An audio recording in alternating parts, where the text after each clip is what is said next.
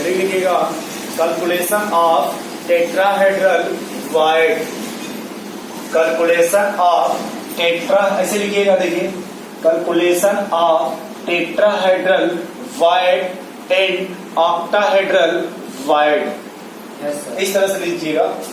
ठीक है भैया, tetrahedral wides and octahedral wides.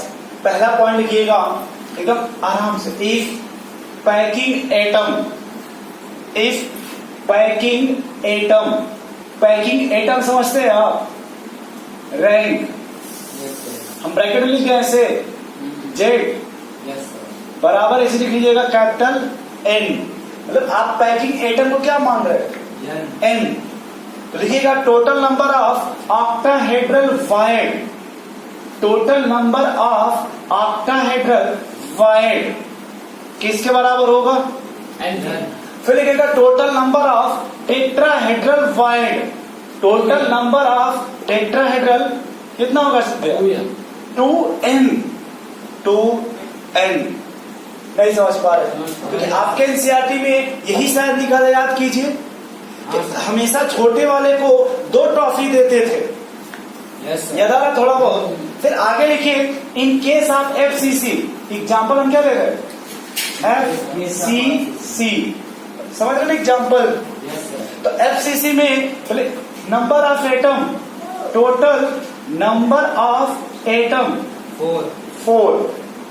आपको एक सवाल भी दिया होगा जिसमें वो सिर्फ नंबर ऑफ एटम बोल रहे थे और एज लेंथ पूछ रहे थे, याद आ रहा है। FCC नहीं बोल रहे थे वो किसी बात, सिर्फ नंबर ऑफ एटम बोल रहे थे और एज लेंथ सीधे पूछ रहे थे आपसे, वहाँ FCC वो नहीं बोल रहे थे। अब बताओ कि अगर टोटल नंबर ऑफ एटम कितना है, तो ऑक्टाहेड्रल वाइड कितने हो जाएंगे, तो टेट्राहेड्रल वाइड कितने हो जाएंगे, 2 into 4 बोल सकते हैं क्या, इक्वल टू कितना हो गया, पहले इतना समझ पा रहे हैं, बोलिए भाई। फिर दूसरा एग्जांपल लिखिएगा in case of FCC, HCP, किसकी बात कीजिएगा, HC। आप बताओ हर्षित भैया टोटल नंबर ऑफ एटम कितने आएंगे HCP में, टोटल नंबर ऑफ एटम यदि 6 है तो ऐसे लिख सकते हैं क्या, तो हमें ऑक्टाहेड्रल वाइड बताइए, 6, तो टेट्राहेड्रल वाइड बता दीजिए, 2 into 6 बोल सकते हैं क्या, अगर आप समझ पा रहे हैं इतना बोलिए। ये आप समझ पा रहे हैं, फिर से बता दे, समझ रहे। लेकिन अब हम आते हैं लोकेशन पे, इसके कहाँ पे आते हैं, लोकेशन लिखिएगा heading, location of tetrahedral and octahedral wide. Location समझ पा रहे हैं, वो कहाँ पे आपको मिलेगा, location of tetrahedral void and octahedral wide. हम किसके लोकेशन की बात करेंगे, तो पहला एग्जांपल लिखिएगा इन केस ऑफ FCC, फिलहाल हम किसकी बात करेंगे, FCC का, कि कहाँ पे ऑक्टाहेड्रल होगा और कहाँ पे टेट्राहेड्रल। तो सिर्फ ये लिखिए in case of FCC octahedral wide कितने होंगे, 4, और टेट्राहेड्रल कितने होंगे, 8। तो पहले ये लिखिएगा यहाँ पे, यहाँ बोले हमें ये समझना भैया कि ऑक्टाहेड्रल है 4, लेकिन कहाँ पे है, 4 है लेकिन कहाँ है, कैसे 4 आएगा, मेरी बात समझ पा रहे हैं, 4 है लेकिन कैसे 4 आएगा ये समझना है। आपने कहा कि टेट्रा 8 हो रहा है, कैसे 8 हो रहा है, मेन सवाल ये है। तो पहले लिखिएगा, देखिए इसमें ऑक्टाहेड्रल वाइड्स शॉर्टकट लिखवा दें, तो ऐसे लिख लीजिएगा, ऐसे ऑक्टाहेड्रल वाइड्स लाइंग ऑन, ये क्या लिखा है, बॉडी सेंटर, और ये क्या लिखा है, कितने होते हैं बॉडी सेंटर, कंट्रीब्यूशन कितना है, 1, ये कितना आ गया, 1, एज कितने होते हैं, 12, कंट्रीब्यूशन कितना है, 4, तो ये कितना हो गया, ऐड कर देंगे तो 4, कितना लाना था, 4। तो ऑक्टाहेड्रल वाइड्स कहाँ प्रेजेंट होगा, बॉडी सेंटर, बॉडी सेंटर।